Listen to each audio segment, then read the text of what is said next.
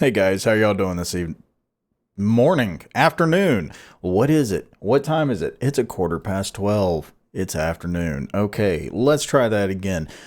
Good afternoon, everybody. How are y'all doing? My name is Jackson. Jake is, of course, as always, lying next to me on the floor. It's been a rough time. It's been a rough year for absolutely everybody. It really has.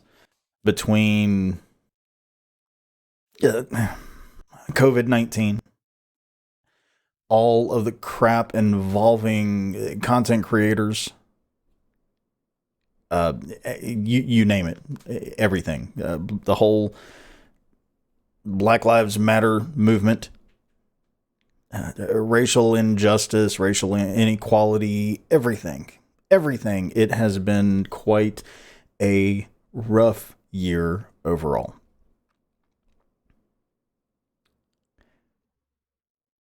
All I want to say about that right now is simply this. If you need to take a break, take a break. If a break will benefit you, take a break. If you don't think that you need to take a break, chances are you need to take a break. So take it. Log out of Twitter, log out of Facebook, log out of Twitch, log out of everything. Unplug and unwind. Relax, read a book. Don't watch TV. Don't watch a movie. Unplug for a day, for a few hours. Anything. Because I promise it will, in all likelihood, help. This is not what you came here for, but that is the message I am going to tell you. What you are probably here for, at least I hope what you're here for, is Bram Stoker's Dracula, chapter 14. And what that means is we are officially halfway through the book.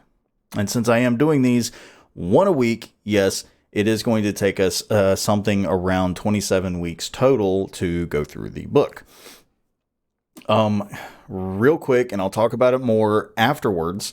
This Saturday at 4 p.m. Eastern on Twitch, right here, I am going to start an 8-hour stream for Extra Life, and I would absolutely love it if you can make it.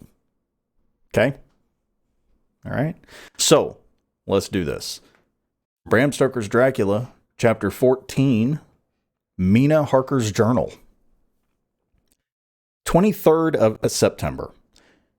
Jonathan is better after a bad night. I am so glad that he has plenty of work to do, for that keeps his mind off the terrible things.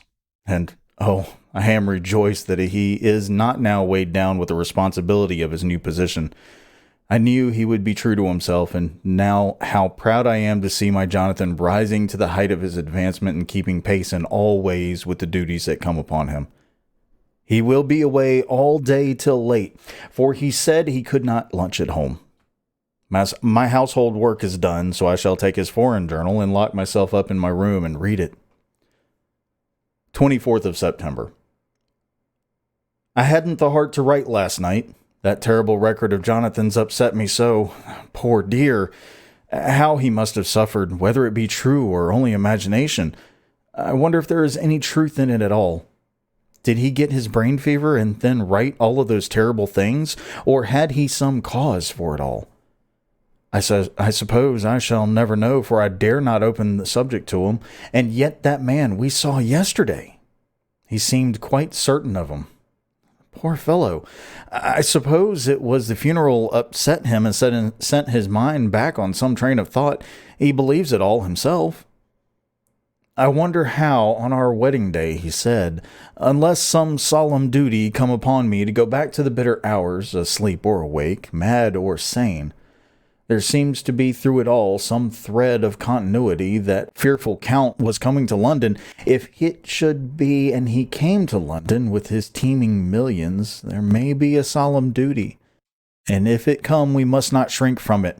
I shall be prepared. I shall get my typewriter this very hour and begin transcribing. Then we shall be ready for the other eyes if required. And if it be wanted, then perhaps, if I am ready, poor Jonathan may not be upset, for I can speak for him and never let him be troubled or worried with it at all. If ever Jonathan quite gets over the nervousness, he may want to tell me of it all, and I can ask him questions and find out things and see how I may comfort him. Letter. Van Helsing to Mrs. Harker, 24th of September. Confidence. Dear Madam, I pray you to pardon my writing, in that I am so far friends as that I sent you sad news of Miss Lucy Westenra's death. By the kindness of Lord Godalming, I am empowered to read her letters and papers, for I am deeply concerned about certain matters of vitally important. In them I find some letters from you, which show how good friends you were, and how you love her. Oh, Madam Mina, by that love I implore you, help me. It is for others' good that I ask, to redress great wrong and to lift much and terrible troubles, that may be more great than you can know. May it be that I see you? You can trust me. I am friend of Dr. John Seward and Lord Godalming. That was the Arthur of Miss Lucy. I must keep it private for the present from all. I should come to Exeter to see you at once if you tell me I am privileged to come, and where and when. I implore your pardon, madam. I have read your letters to poor Lucy, and know how good you are, and how your husband suffer. So I pray you, if it may be, enlighten him not, lest it may harm. Again, your pardon, and forgive me. Van Helsing. Telegram. Mrs. Harker to Van Helsing. 25th of September. Come today by 10:15 train if you can catch it. Can see you anytime you call. Wilhelmina Harker. Mina Harker's Journal. 25th of September. I cannot help feeling terribly excited as the time draws near for the visit of Dr. Van Helsing, for somehow I expect that it will show some light upon Jonathan's sad experience, and as he attended poor dear Lucy in her last illness, he can tell me all about her. That is the reason of his coming. It is concerning Lucy and her sleepwalking, and not about Jonathan. Then I shall never know the real truth now. How silly I am. That awful journal gets hold of my imagination and tinges everything with something of its own color. Of course it is about Lucy. That habit came back to the poor dear, and that awful night on the cliff must have made her ill. I had almost forgotten in my own affairs how ill she was afterwards. She must have told him of her sleepwalking adventure on the cliff, and that I knew all about it, and now he wants to tell me what she knows, so that he may understand. I hope I did right in not saying anything of it to Mrs. Westenra. I should never forgive myself if any act of mine, were it even a negative one, brought poor harm on poor dear Lucy. I hope, too, Dr. Van Helsing will not blame me. I have had so much trouble and anxiety of late that I feel I cannot bear more just at present. I suppose a cry does us all good at times, clears the air as other rain does. Perhaps it was reading the journal yesterday that upset me, and then Jonathan went away this morning to stay away from me a whole day and night. The first time we have been parted since our marriage. I do hope the dear fellow will take care of himself, and that nothing will occur to upset him. It is 2:00, and the doctor will be here soon. I shall say nothing of Jonathan's journal unless he asks me. I am so glad I have typewritten out my own journal, so that, in case he asks about Lucy, I can hand it to him. It will save much questioning. Later.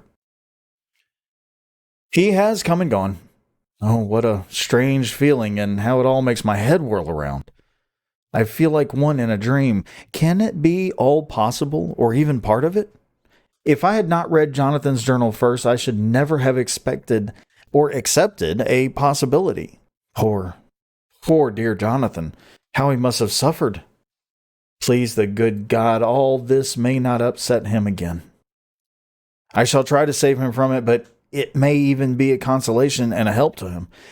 Terrible though it may be, and awful in its consequences, to know for certain that his eyes and ears and brain did not deceive him, and that it is all true. It may be that it is the doubt which haunts him, that when the doubt is removed, no matter which, waking or dreaming, may prove the truth. He will be more satisfied and better able to bear the shock. Dr. Van Helsing must be a good man as well as a clever one if he is Arthur's friend and Dr. Seward's, and if they brought him all the way from Holland to look after Lucy, I feel from him, having seen him, that he is good and kind and of noble nature. When he comes tomorrow, I shall ask him about Jonathan, and then, please God, all this sorrow and anxiety may lead to a good end.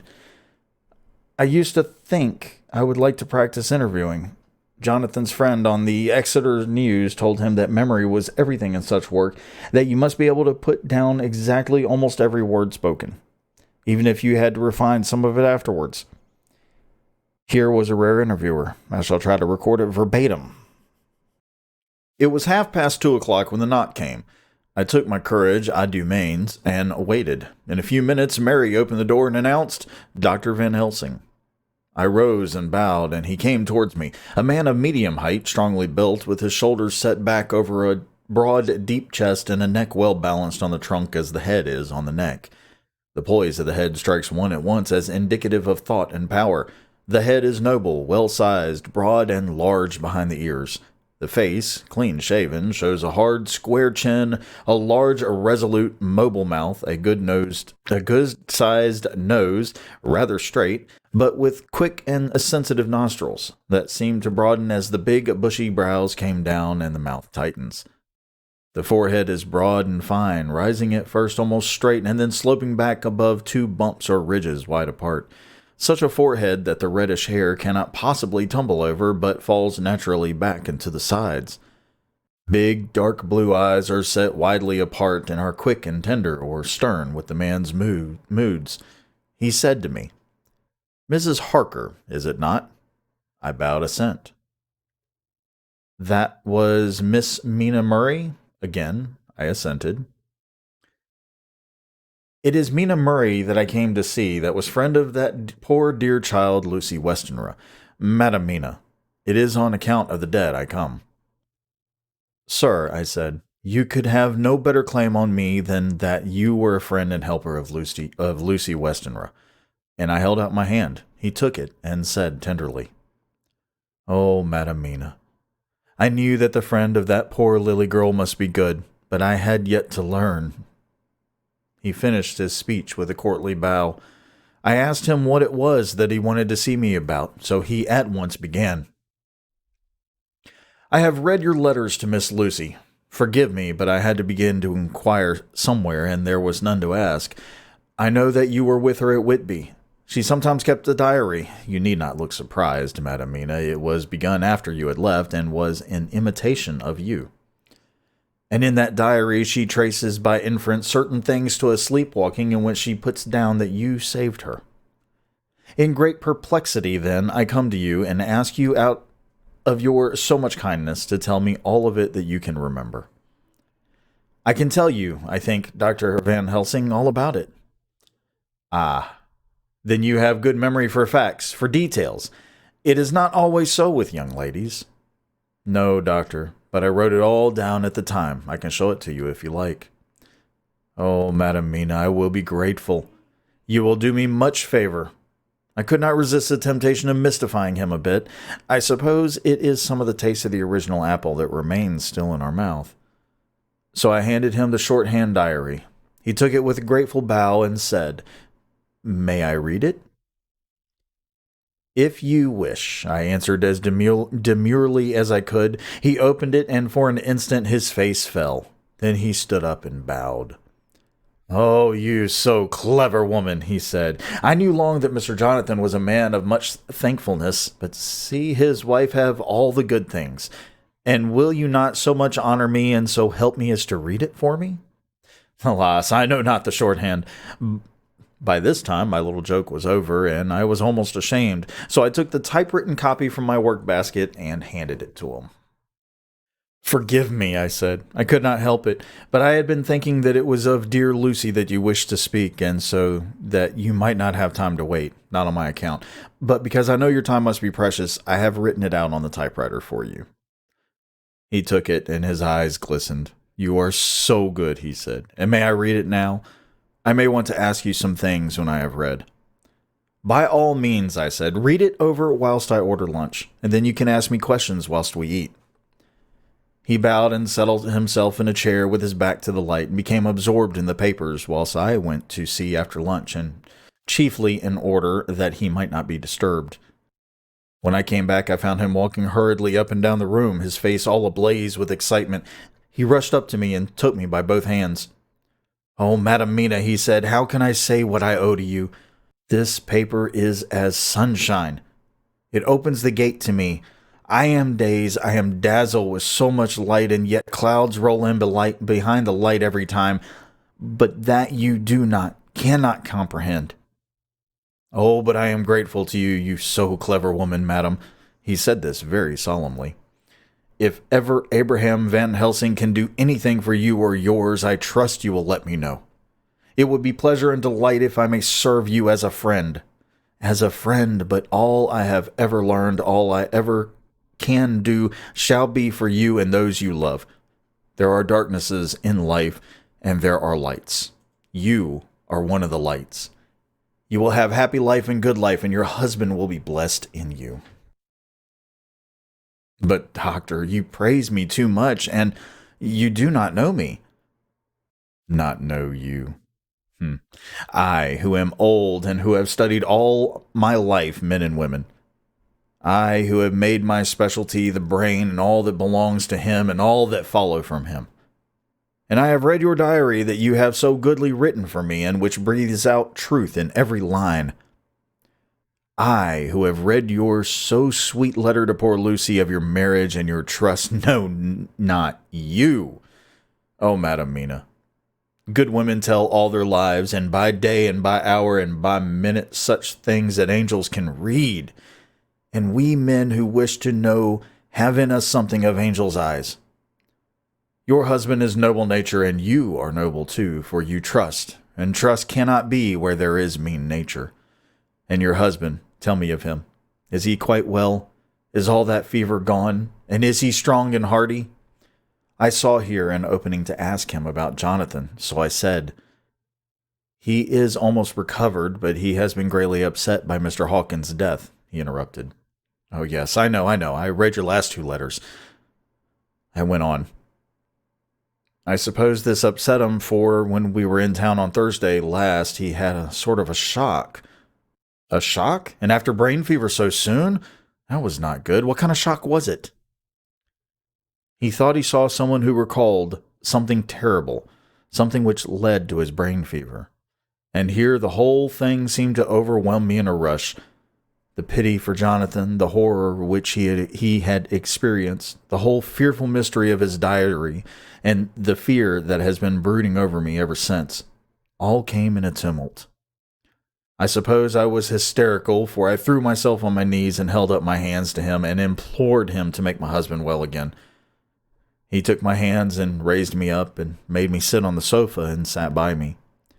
He held my hand in his and said to me with, oh, such infinite sweetness, 'My life is a barren and lonely one, and so full of work that I have not had much time for friendships. But since I have been summoned to here by my friend John Seward, I have known so many good people and seen such nobility that I feel more than ever, and it has grown with my advancing years, the loneliness of my life. Believe me, then, that I come here full of respect for you, and you have given me hope. Hope not in what I am thinking of, but that there are good women still left to make life happy. Good women whose lives and whose truths may make good lesson for the children that are to be. I am glad that I may be here of some use to you, for if your husband suffer, he suffer within the range of my study and experience. I promise you that I will gladly do all for him that I can, all to make his life strong and manly, and your life a happy one. Now you must eat. You are overwrought and perhaps over-anxious. Husband Jonathan would not like to see you so pale, and what he like not where he love is not to his good. Therefore, for his sake, you must eat and smile. You have told me all about Lucy, and so now we shall not speak of it, lest it distress. I shall stay in Exeter tonight, for I want to think much over what you have told me, and when I have thought I will want to ask you questions, if I may. And then you, too, will tell me of husband Jonathan's trouble so far as you can, but not yet. You must eat now. Afterwards, you shall tell me all." After lunch, we went back to the drawing room. He said to me, "And now, tell me all about him." When it came to speaking to this great learned man, I began to fear that he would think me a weak fool and Jonathan a madman. That journal is all so strange, and I hesitated to go on. But he was so sweet and kind, and he had promised to help, and I trusted him. So I said, "Dr. Van Helsing, what I have to tell you is so queer that you must not laugh at me or my husband. I have been since yesterday in a sort of fever of doubt. You must be kind to me and not think me foolish that I have even half believed some very strange things." He reassured me by his manner as well as his words when he said, "Oh, my dear, if you only know how strange is the matter regarding which I am here, it is you who would laugh. I have learned not to think little of anyone's belief, no matter how strange it be. I have tried to keep an open mind, and it is not the ordinary things of life that could close it, but the strange things, the extraordinary things, the things that make one doubt if they be mad or sane." Thank you. Thank you 1,000 times. You have taken a weight off my mind. If you will let me, I shall give you a paper to read. It is long, but I have typewritten it out. It will tell you my trouble and Jonathan's. It is a copy of his journal when abroad and all that happened. I dare not say anything of it. You will read for yourself and judge. And then, when I see you, perhaps, you will be very kind and tell me what you think." "I promise," he said, as I gave him the papers. "I shall in the morning, so soon as I can. Come to see you and your husband, if I may. Jonathan will be here at 11:30, and you must come to lunch with us and see him then. You could catch the quick 3:34 train, which will leave you at Paddington before 8. He was surprised at my knowledge of the trains offhand, but he does not know that I have made up all the trains to and from Exeter, so that I may help Jonathan in case he is in a hurry." So he took the papers with him and went away, and I sit here thinking I don't know what. Letter by hand. Van Helsing to Mrs. Harker, 25th of September, 6 o'clock. Dear Madam Mina, I have read your husband's so wonderful diary. You may sleep without doubt. Strange and terrible as it is true. I will pledge my life on it. It may be worse for others, but for him and you there is no dread. He is a noble fellow, and let me tell you from experience of men, that one who would do as he did in going down that wall into that room, aye, and going a second time, is not one to be injured in permanence by shock. His brain and his heart are all right, this I swear, before I have even seen him, so be at rest. I shall have much to ask him of other things. I am blessed that today I come to see you, for I have learned all at once so much that again I am dazzled more than ever, and I must think. Yours, the most faithful, Abraham Van Helsing. Letter, Mrs. Harker to Van Helsing, 25th of September, 6:30 p.m. My dear Dr. Van Helsing, 1,000 thanks for your letter, which has taken a great weight off my mind. And yet, if it be true, what terrible things there are in the world, and what an awful thing if that man, that monster, be really in London. I fear to think. I have this moment whilst writing. I had a wire from Jonathan saying that he leaves by 6:25 tonight from Launceston and will be here at 10:18, so that I shall have no fear tonight. Will you, therefore, instead of lunching with us, please come to breakfast at 8 o'clock, if this be not too early for you? You can get away if you are in a hurry by the 10:30 train, which will bring you to Paddington by 2:35.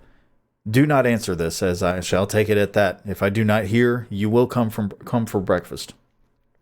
Believe me, your faithful and grateful friend, Mina Harker. Jonathan Harker's Journal, 26th of September. I never thought to write in this diary again, but the time has come. When I got home last night, Mina had supper ready, and when we had supped, she told me of Van Helsing's visit, and of her having given him the 2 diaries copied out, and of how anxious she has been about me. She showed me in the doctor's letter that all I wrote down was true. It seems to have made a new man of me. It was the doubt as to the reality of the whole thing that knocked me over. I felt impotent and in the dark and distrustful.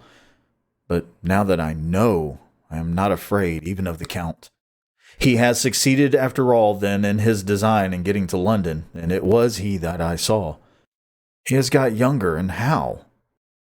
Van Helsing is the man to unmask him and hunt him out if he is anything like what Mina says. We sat late and talked it all over. Mina is dressing, and I shall call at the hotel in a few minutes and bring him over. He was, I think, surprised to see me when I came into the room where he was and introduced myself. He took me by the shoulder and turned my face round to the light and said, after a sharp scrutiny, "But Madam Mina told me you were ill, that you had had a shock." It was so funny to hear my wife called Madam Mina. But this kindly, strong-faced old man... I smiled and said, "I was ill. I have had a shock, but you have cured me already." "And how?" "By your letter to Mina last night. I was in doubt, and then everything took a hue of unreality, and I did not know what to trust, even the evidence of my own senses. Not knowing what to trust, I did not know what to do, and so had only to keep on working in what had hitherto been the groove of my life. The groove ceased to avail me, and I mistrusted myself. Doctor, you don't know what it is to doubt everything, even yourself. No, you don't. You couldn't with eyebrows like yours." He seemed pleased and laughed as he said, "So, you are physiognomist. I learn here more with each hour.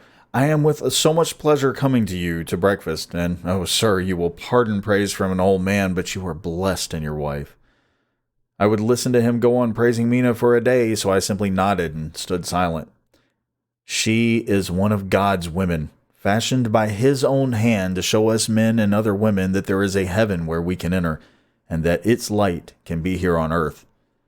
So true, so sweet, so noble, so little an egoist, and that, let me tell you, is much in this age so skeptical and selfish. And you, sir, I have read all the letters to poor Miss Lucy, and some of them speak of you, so I know you sent some days from the knowing of others. But I have seen your true self since last night. You will give me your hand, will you not, and let us be friends for all our lives?" We shook hands, and he was so earnest and so kind that it made me quite choky. "And now," he said, "may I ask you for some help? I have a great task to do, and at the beginning it is to know. You can help me here. Can you tell me what went before your going to Transylvania? Later on I may ask for more for help, and of a different kind, but at first this will do." "Look here, sir," I said. "Does what you have to do concern the Count?" "It does." "Then I am your heart and soul. As you go by the 10:30 train, you will not have time to read them, but I shall get the bundle of papers. You can take them with you and read them in the train."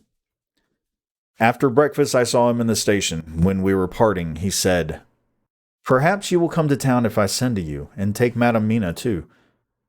"We shall both come when you will," I said. I had got him the morning papers and the London papers of the previous night, and while we were talking at the carriage window, waiting for the train to start, he was turning them over. His eyes suddenly seemed to catch something in one of them, the Westminster Gazette. I knew it by the color, and he grew quite white. He read something intently, groaning to himself. Mein Gott, so soon, so soon! I do not think he remembered me at the moment. Just then the whistle blew and the train moved off. This recalled him to himself, and he leaned out the window and waved his hand, calling out, "Love to Madam Mina! I shall write so soon as ever I can." Dr. Seward's Diary, 26th of September. Truly, there is no such thing as finality. Not a week since I had said finis, and yet here I am, starting fresh again, or rather going on with the same record. Until this afternoon, I had no cause to think of what is done. Renfield had become, to all intents, as sane as he ever was. He was already well ahead with his fly business, and he had just started in the spider line also, so it had not been of any trouble to me. I had a letter from Arthur written on Sunday, and from it I gather that he is bearing up wonderfully well. Quincy Morris is with him, and that is much of a help, for he himself is a bubbling well of good spirits. Quincy wrote me a line too, and from him I hear that Arthur is beginning to recover something of his old buoyancy. So as to them, all my mind is at rest. As for myself, I was settling down to my work with the enthusiasm which I used to have for it, so that I might fairly said that the wound which poor Lucy left on me was becoming cicatrized. Everything is, however, now reopened, and what is to be the end, God only knows. I have an idea that Van Helsing thinks he knows too, but he will only let out enough at a time to whet curiosity. He went to Exeter yesterday and stayed there all night. Today he came back and almost bounded into the room at about 5:30 and thrust last night's Westminster's Gazette into my hand. "What do you think of that?" he asked as he stood back and folded his arms. I looked over the paper, for I really did not know what he meant, but he took it from me and pointed out a paragraph about children being decoyed away at Hampstead. It did not convey much to me until I reached a passage where it described small punctured wounds on their throats. An idea struck me, and I looked up. "Well," he said, "is it like poor Lucy's? And what do you make of it?" "Simply that there is some cause in common. Whatever it was that injured her has injured them." I did not quite understand his answer. "That is true indirectly, but not directly." "How do you mean, Professor?" I asked. I was little inclined to take his seriousness lightly. For, after all, 4 days of rest and freedom from burning, harrowing anxiety does help to restore one's spirits. But when I saw his face, it sobered me. Never, even in the midst of our despair about poor Lucy, had he looked more stern. "Tell me," I said. "I can hazard no opinion. I do not know what to think, and I have no data on which to found a conjecture." "Do you mean to tell me, friend John, that you have no suspicion as to what poor Lucy died of? Not after all the hints given, not only by events, but by me?" "Of nervous prostration following on great loss or waste of blood." "And how the blood lost or waste?" I shook my head. He stepped over and sat down beside me and went on. "You are a clever man, friend John. You reason well and your wit is bold, but you are too prejudiced. You do not let your eyes see nor your ears hear, and that which is outside your daily life is not of account to you. Do not think that there are things which you cannot understand, and yet which are, that some people see things that others cannot. But there are things old and new which must not be contemplated by men's eyes because they know, or think they know, some things which other men have told them. Ah, it is the fault of our science that it wants to explain all, and if it explains not, then it says there is nothing to explain. But yet we see around us every day the growth of new beliefs which think themselves new and which are yet but the old which pretend to be young, like the fine ladies at the opera. I suppose now you do not believe in corporeal transference? No, nor in materialization? No, nor in astral bodies? No, nor in the reading of thought? Nor in hypnotism? Yes, I said. Charcot has proved that pretty well. He smiled as he went on. Then you are satisfied as to it, yes? And of course, then you understand how it acts and how it can follow the mind of the great Charcot. Alas, that he is no more. Into the very soul of the patient that he influenced. No? Then, friend John, am I to take it that you simply accept fact and are satisfied to let them premise to conclusion be a blank? No? Then tell me, for I am a student of the brain, how you accept the hypnotism and reject the thought reading. Let me tell you, my friend, that there are things done today in electrical science which would have been deemed unholy by the very men who discovered electricity, who would themselves not so long before have been burned as wizards. There are always mysteries in life. Why was it that Methuselah lived 900 years and old Parr 169, and yet that poor Lucy, with 4 men's blood in her poor veins, could not live even 1 day? For, had she lived 1 more day, we could have saved her. Do you know all the mystery of life and death? Do you know the altogether of comparative anatomy and can say wherefore the qualities of brutes are in some men and not in others? Can you tell me why, when other spiders die small and soon, that one great spider lived for centuries in the tower of the old Spanish church and grew till, on descending, he could drink the oil of all the church lamps?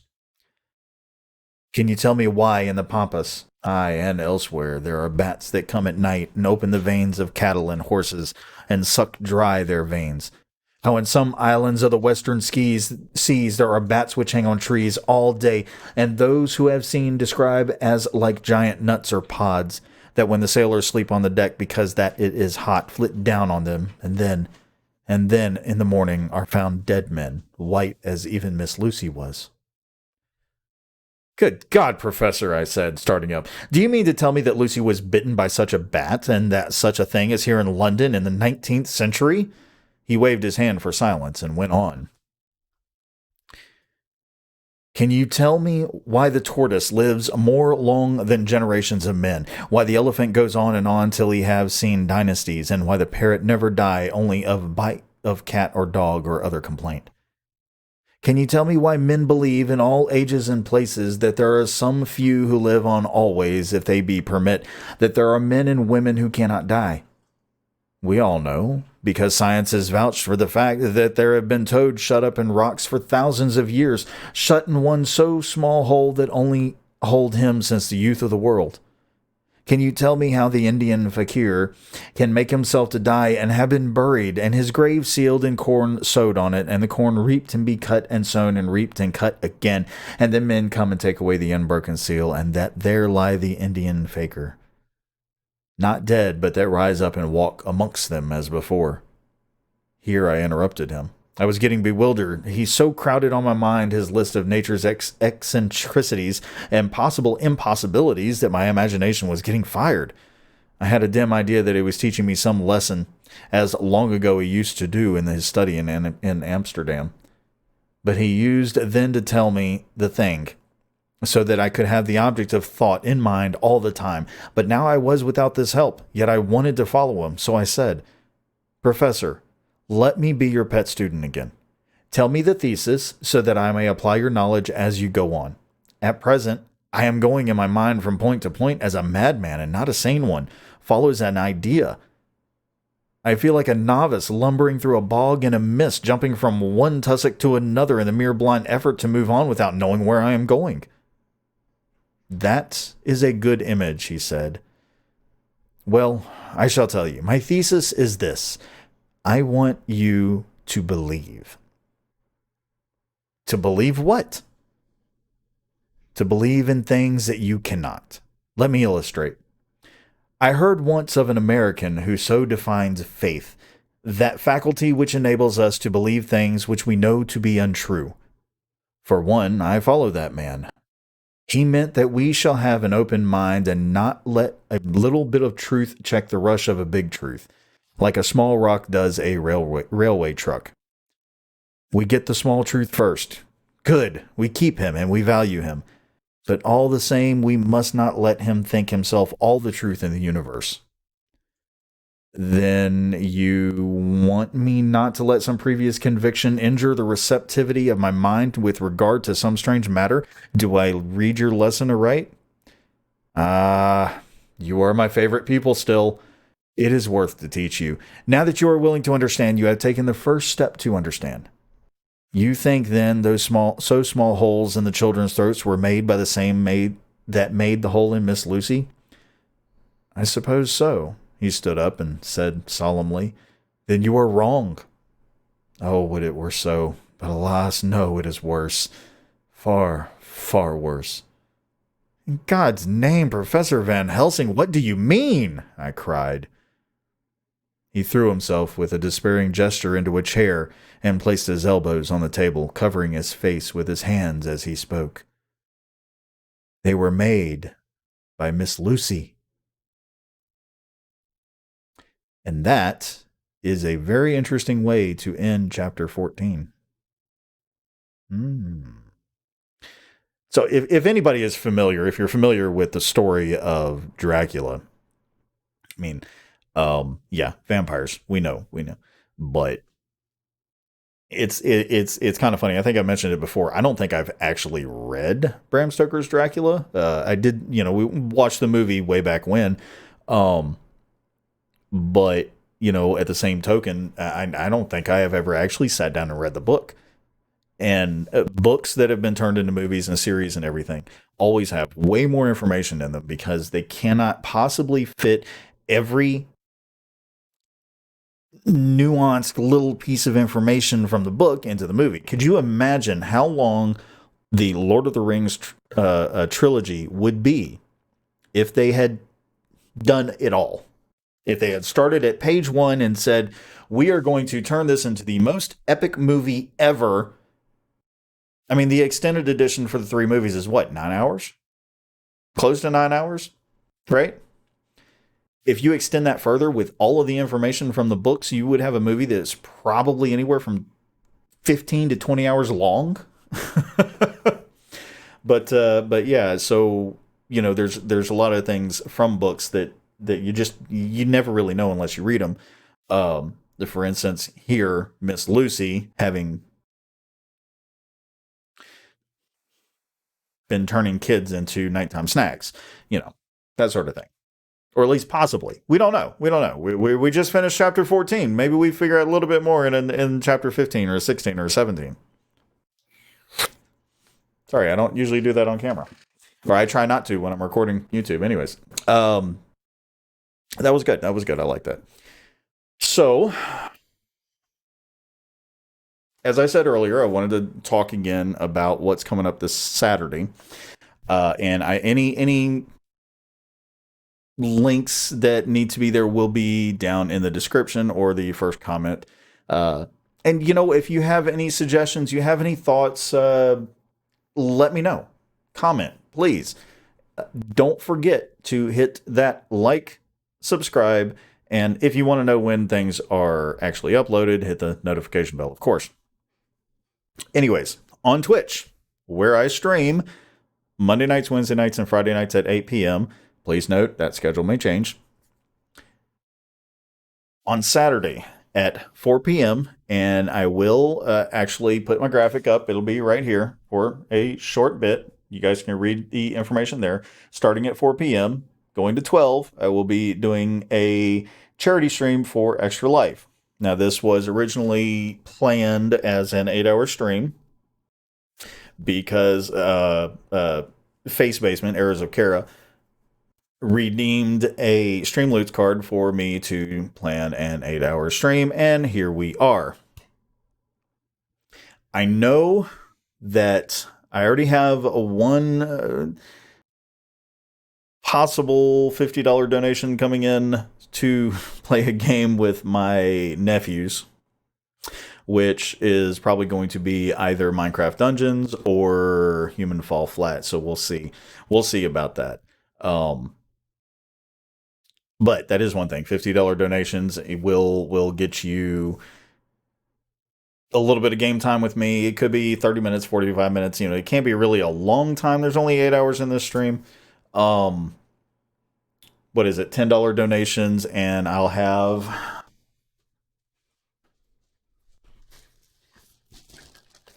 a random jelly bean from this box. In this box is Bean Boozled and Fiery Bean Boozled.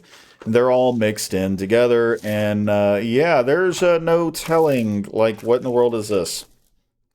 What in the world is this? I don't even have the cards. I couldn't tell you what it is. Actually, I've got it somewhere, but yeah, there they are. They're back there. Um, Guys, I would really seriously love to hit 5,000 on this year. Sometime between now and the end of the year, I would love to hit $5,000 on my Extra Life campaign. We've done a little under 1,400 so far for the year. I'll put my campaign link down in the comments or in the description, one or the other, as always. Follow me on Twitter. Sneak that one in there. I do announcements there. You can, kind of find out what's going on.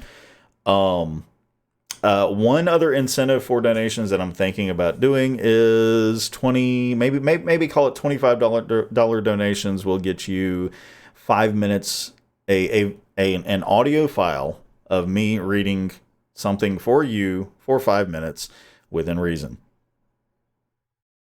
Okay, can't we're this is for the kids. We're not doing lewd stuff, and I won't do and because of copyright issues, I will not do any of it on stream.